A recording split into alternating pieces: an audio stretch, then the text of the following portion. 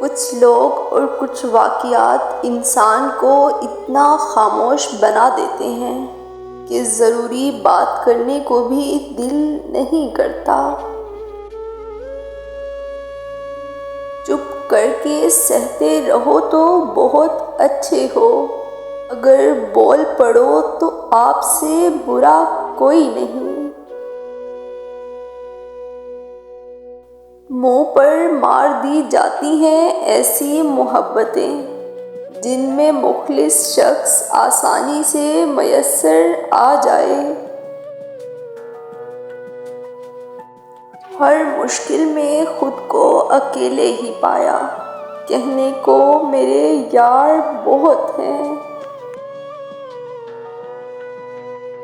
ताज्जुब ये नहीं कि वो फिर लौट आया है, डर ये है कि वो फिर छोड़ गया तो।